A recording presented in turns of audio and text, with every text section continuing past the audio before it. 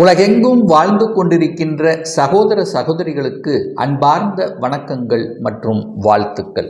இன்றைக்கு நம்ம பார்க்கக்கூடிய ஒரு அற்புதமான காணொளி என்னவென்றால், இந்த ஏப்ரல் மாத ராசி பலன்களைத்தான் டீட்டெயிலாக பார்க்க போகிறோம்.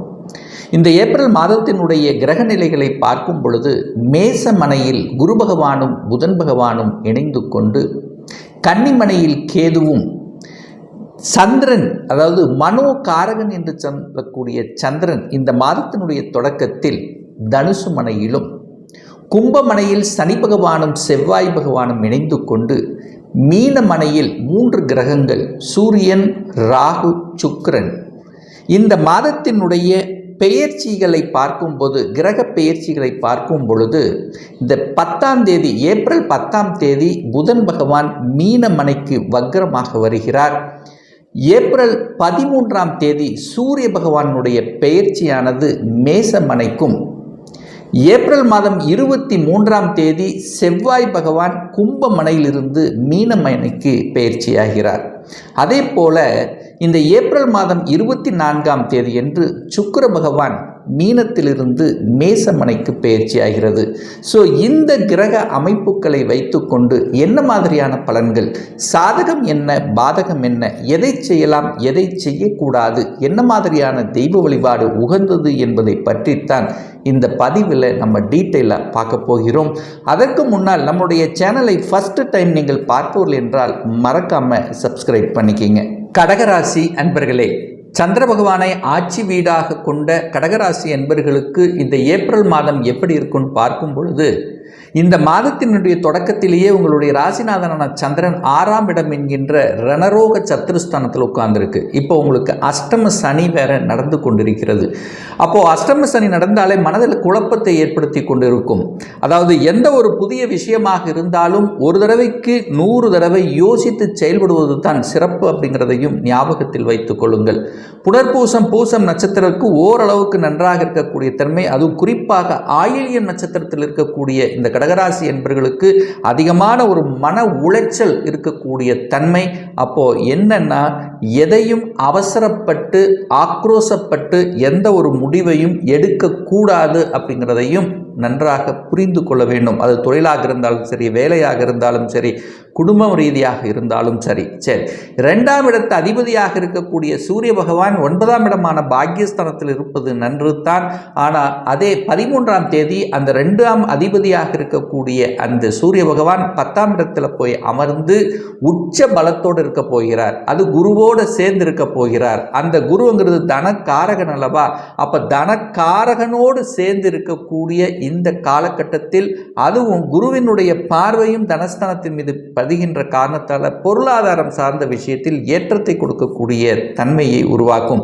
அப்போ 9ஆம் அதிபதியும் அந்த 9ஆம் அதிபதியாக இருக்கக்கூடிய குருவோட அந்த 2ஆம் அதிபதி சேர்ந்து இருக்கிறதுனால தனம் உங்களுக்கு நிச்சயமாக குடும்பத்துக்கு இருக்க தன்மை. அதில் சுப செலவுகள், அதாவது வீட்டுக்கு தேவையான பொருள்கள் வாங்கி மகிழக்கூடிய தன்மை. என சுக்கிரன் நல்ல உச்சம்பலத்தோடு இருக்கார்லவா, தனஸ்தானத்தின் அதிபதியோட. அப்போ வீட்டுக்கு தேவையான பொருள்களை வாங்கி மகிழ்வதும் உங்களுக்கு சிறப்பை ஏற்படுத்தி கொடுக்கும். ஆனால் அந்த சனி பகவான் 8ஆம் இடத்திலிருந்து 2ஆம் இடமான குடும்பஸ்தானத்தை பார்க்கிறார். அப்போ தனம் கையாளுகின்ற விஷயத்தில் கவனமாக இருக்கணும். முன்பின் தெரியாத நபருடன் பணத்தை கொடுத்து விட்டு பின்னாடி கஷ்டம் அனுபவிக்க கூடாதுங்கிறத ஞாபகத்தில் வைத்துக் கொள்ளுங்கள். சனியும் செவ்வாய் 2 சேர்ந்து எரிச்சல் ஊட்டக்கூடிய தன்மையில் அந்த 8ஆம் இடத்திலிருந்து 2ஆம் இடத்தை பார்க்குறார். அப்போது தேவையில்லாத வாக்குவாதங்களை தவிர்த்து கொள்வதும், குடும்பத்தில் பார்த்தீங்கன்னா சின்ன சின்ன சண்டை சச்சரவுகள் வருவதற்கான வாய்ப்புகள், சின்ன சின்ன ஆர்கியூமெண்ட், ஈகோ சம்பந்தப்பட்ட பிரச்சனைகள் வருவதற்கான வாய்ப்புகள் இருக்கிறது. பட் ஒருவருக்கொருவர் அந்யோன்யத்துடன் பழகிக்கணும் அப்படிங்கிறதும், ஒருவருக்கொருவர் விட்டு கொடுத்து செல்லணும் என்பதையும் ஞாபகத்தில் வைத்துக் கொள்ளுங்கள். அதே சமயத்தில் வாக்கு சம்பந்தப்பட்ட விஷயத்திலும் கொஞ்சம் கவனமாக இருக்கணும். எதை வாக்கு கொடுக்கணுமோ அதை மட்டும் கொடுத்து விட்டு இருந்து விட்டாலே நன்று. மற்றவர்களுடைய குடும்ப விஷயத்தில் தலையிடுவதை தவிர்த்து கொள்வது உத்தமம் அப்படிங்கிறதை ஞாபகத்தில் வைத்துக் கொள்ளுங்கள். என 2ஆம் இடத்தை சனியும் செவ்வாயும் ஒரு சேர பார்த்து ஏதாவது ஒரு ரூபத்தில் 2 பாவகிரகங்கள் சேர்ந்து குடும்பஸ்தானத்தை பார்க்கின்ற காரணத்தால் அப்படிங்கிறத அதனால் கொஞ்சம் கவனமாக இருக்கணும். தனம், குடும்பம், வாக்கு சார்ந்த விஷயத்தில் எச்சரிக்கை உணர்வுடன் இருக்கணும். 3ஆம் இடத்தில் கேது, உபஜயஸ்தானத்தில் கேது இருப்பது உங்களுக்கு சிறப்பு. அதுவும் சூரியனுடைய பார்வை பெற்றிருக்கு, சுக்கிரனுடைய பார்வை பெற்றிருக்கிறதுனால பிரயாணங்கள் மூலங்கள் நிறைய அலைச்சல் திருச்சல் பிரயாணங்கள் போவதற்கான வாய்ப்புகள், அந்த பிரயாணங்கள் மூலமாக அனுகூல ஆதாயங்கள் கிடைக்கக்கூடிய தன்மை. ராகு கேது கனெக்டிவிட்டி இருக்கிறதுனால ஜாமீன் கையெழுத்து இந்த மாதிரி மற்றவர்களுக்காக போடுவதை தவிர்த்து கொள்வது நன்று. 4ஆம் இடத்தை குரு பார்க்கின்ற காரணத்தால் 4ஆம் அதிபதியாக இருக்கக்கூடிய அந்த சுக்கிரன் உச்ச பலத்துடன் வலிமையாக இருக்கின்ற காரணத்தாலும் 4ஆம் அதிபதி உச்சபலம் 4ஆம் இடத்தை குருவினுடைய பார்வை பெற்றிருக்கிறதுனால சுகஸ்தானம் வலுப்பெற போகிறது. தாய் நன்றாக இருக்க போகிறது. தாயினுடைய உடல்நலத்தில் இருந்து வந்த பிரச்சனைகள் விலகப் போகிறது. தாய் வர்க்கம் ரீதியாக இருந்து வந்த தொந்தரவு பிரச்சனை எல்லாமே கட்டுக்குள் வரக்கூடிய தன்மை. அதே சமயத்தில் 4ஆம் இடம் வலுப்பெறுகின்ற காரணத்தால் சுக்கிரன் உச்சபலத்தோடு இருக்கிறதுனால ஒரு வீடு, வண்டி, வாகனங்கள் வாங்கலாம். ஆனால் வீட்டு வாங்கினாலோ ஒரு இடத்தை வாங்கினாலோ டாக்குமெண்ட் பர்ஃபெக்டாக இருக்கா அப்படிங்கிறத ஆழமாக நன்று செக் பண்ணிவிட்டு வாங்கணுங்கிறது மட்டும் ஞாபகம் வச்சுக்கோங்க. இல்லைன்னா ஏதாவது ஒரு வில்லங்கு கொடுத்த ஒரு இடத்தை வாங்க வைத்து விடும். அப்போ டாக்குமெண்ட் சார்ந்த விஷயங்கள் சரியாக இருக்கணும். 5ஆம் இடத்தை சனி பார்க்குறார். இப்போ காதல் சார்ந்த விஷயங்கள் அதுக்குள்ளே போக வேண்டாம். அதுக்குள்ளே போனீங்கன்னா தொந்தரவையும் பிரச்சனையும் ஏற்படுத்தும். காதலில் இருப்பவர்கள் கொஞ்சம் விட்டு கொடுத்து அனுசரணையோடு செல்லணும் அப்படிங்கிறதையும் ஞாபகத்தில் வைத்துக் கொள்ளுங்கள். 6ஆம் இடத்தை அந்த குரு பகவானுடைய பார்வை இருக்கிறதுனால வேலையில் ஒரு நல்ல மாற்றங்கள் கிடைக்கக்கூடிய தன்மை. வேலையை மட்டும் அவசரப்பட்டு ஆக்ரோசப்பட்டு கோபப்பட்டு விட்டுறக்கூடாது அப்படிங்கிறத நல்ல மனசில் வாங்கிக்கிங்க. அப்படியும் மாறணும் அப்படின்னா இன்னொரு வேலையை 100% உறுதி செய்த பிறகுதான் மாறணுங்கிறதையும் ஞாபகத்தில் வைத்துக் கொள்ளுங்கள். ஸோ வேலை இல்லாதவருக்கு வேலை விட்டுட்ட, வேலை போயிருச்சு, இனி நான் அப்ளை பண்ண வேலை கிடைக்குமான்னா நிச்சயமாக இந்த மாதத்தினுடைய இறுதியில் உங்களுக்கு வேலை கிடைக்கக்கூடிய வாய்ப்புகள். என தனக்காரகன் ஸ்தானத்தின் அதிபதியாக இருக்கக்கூடிய சூரிய பகவான் உச்சபலத்தோடு வலிமையாக இருந்து அந்த தனஸ்தானத்தை குரு பார்க்கறதுனால உங்களுக்கு ஏதாவது ஒரு வருமானம் வர வேண்டும் என்பது விதி கொடுப்பினை. ஸோ அந்த வகையில் வேலை நிச்சயமாக கிடைக்கும். 7க்குரியவன் தனக்கு 2ஆம் இடத்தில் இருக்கின்ற காரணத்தால் கணவன் அல்லது மனைவியோ ஏதோ ரூபத்தில் வேலை இழந்தவர்கள் திடீரென்று வேலை கிடைக்கக்கூடிய வாய்ப்புகள் சந்தர்ப்பங்கள் உண்டு. 8ஆம் இடம் என்பது ஒரு வலிவேதனை கொடுத்தாலும் திடீர் அதிர்ஷ்டத்தை கொடுக்கக்கூடிய இடமும் அந்த 8ஆம் இடம் என்பதை ஞாபகத்தில் வைத்துக் கொள்ளுங்கள்.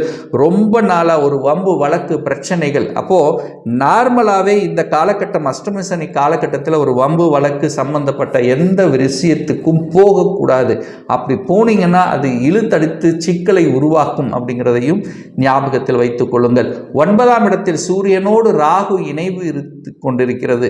அப்போ தந்தையினுடைய உடல்நலம் சார்ந்த விஷயங்கள் சின்ன சின்ன தொந்தரவுகள் வருவதற்கான வாய்ப்பு இருக்கு. அதுவும் 13ஆம் தேதிக்கு அப்புறம் தந்தை நன்றாக இருக்கக்கூடிய தன்மை. என சூரியன் குருவோடு சேர்ந்து இருக்கிறதுனால தந்தையின் மூலமாகவும் நல்ல பல அனுகூலங்கள். தந்தையினுடைய தொழிலை எடுத்து நடத்தக்கூடிய அதாவது தந்தையினுடைய தொழிலில் நீங்கள் இன்வால்வ் ஆகி அதில் செயல்படுத்தக்கூடிய வாய்ப்புகள் சிறப்பாக இருக்குது. குரு சொல்லிக் கொடுத்தல், போதனை செய்வது, இந்த மாதிரி தன்னுடைய பேச்சு அறிவை வைத்து செய்யக்கூடிய அனைத்து தொழில்களை செய்யலாம்.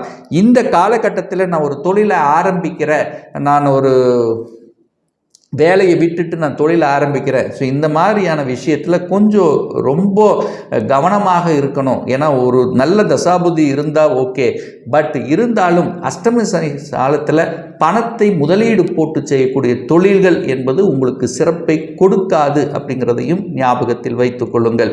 11ஆம் இடத்து அதிபதியாக இருக்கக்கூடிய அந்த சுக்கிரன் உச்ச பலத்துடன் இருக்கின்ற காரணத்தால் ஒரு சிலருக்கு பார்த்திங்கன்னா சமூக பணிகளில் ஈடுபடக்கூடிய தன்மை, அந்த சமூகத்தின் மூலமாக உங்களுக்கு ஒரு மன மகிழ்ச்சி சந்தோஷத்தை கொடுக்கக்கூடிய வாய்ப்புகளை ஏற்படுத்தும். ஒரு சிலருக்கு பார்த்திங்கன்னா தன்னுடைய சொந்த ஊரை விட்டு வெளியே சென்று பிழைக்கக்கூடிய தன்மை, அதாவது வெளிநாட்டில் போய் வேலை பார்க்கக்கூடிய தன்மை, அல்லது தன்னுடைய சொந்த டிஸ்ட்ரிக்ட் விட்டு அதர் டிஸ்ட்ரிக்ட் செல்லக்கூடிய தன்மை, அல்லது அதர் ஸ்டேட்டில் அல்லது எம்என்சி கம்பெனியில் வேலை பார்க்கக்கூடிய தன்மைகள் சிறப்பாக இருக்கிறது.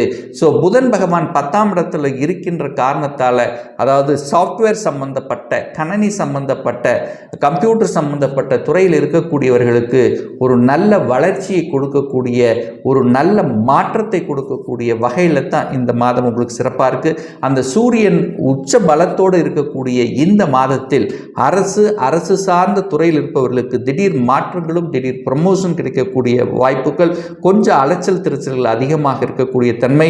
அதே சமயத்தில் அதிகார பதவியில் இருக்கக்கூடியவர்களுக்கு பார்த்தீங்கன்னா கொஞ்சம் டென்ஷன் அதிகமாக இருக்கக்கூடிய வாய்ப்புகளை உருவாக்கும். அதே சமயத்தில் பார்த்தீங்கன்னா இந்த மாதிரி அரசாங்க சம்பந்தப்பட்ட விஷயங்கள், அரசியல் சம்பந்தப்பட்ட விஷயத்தில் இருப்பவர்களுக்கு புதிய அனுகூலங்களையும் புதிய பதவிகள் தேடி வரக்கூடிய வாய்ப்புகளையும் சந்தர்ப்பங்களையும் நிச்சயமாக உருவாக்கும். ஒரு நல்ல தெய்வ வழிபாடு அப்படின்னு எடுத்துக்கொண்டால் இந்த கடகராசி அன்பர்களுக்கு சனி பகவான் 8ஆம் இடத்தில் இருக்கிறதுனால ஒவ்வொரு சனிக்கிழமை என்று ஆஞ்சநேய பகவானை சென்று வழிபடும் போது நிச்சயமாக உங்கள் மனதில் இருந்து வந்த அந்த கஷ்டங்கள், குழப்பங்கள் விலகுங்கிறதுல எந்தவித மாற்று கருத்தும் கிடையாது. இப்போ நான் சொன்னது கோச்சார ரீதியாக இந்த ஏப்ரல் மாதத்துக்குரிய ஒரு பொதுவான பலன்கள். இந்த ராசி நட்சத்திரத்தில் பார்த்தீங்கன்னா பல கோடிக்கணக்கான பேர் இருப்பீங்க. ஒவ்வொருத்தரும் டிஃப்ரெண்ட், ஒவ்வொருத்தருடைய ஜாதக அமைப்புகளும் வேறுபடும், அதற்கு தகுந்த மாதிரி கிரக அமைப்புகளும் வேறுபடும். இந்த கோச்சார பலனை பார்த்தீங்கன்னா தொடர்ந்து ஒரு 3 மாதங்கள் தொடர்ச்சியாக பாருங்கள். சரியாக வரல அப்படின்னா உங்கள் ஜாதகத்தில் 6ஆம் அதிபதி, 8ஆம் அதிபதி அல்லது 12ஆம் அதிபதியினுடைய தசா புத்திகள் இயங்கும் என்பதை ஞாபகத்தில் வைத்து கொள்ளுங்கள்.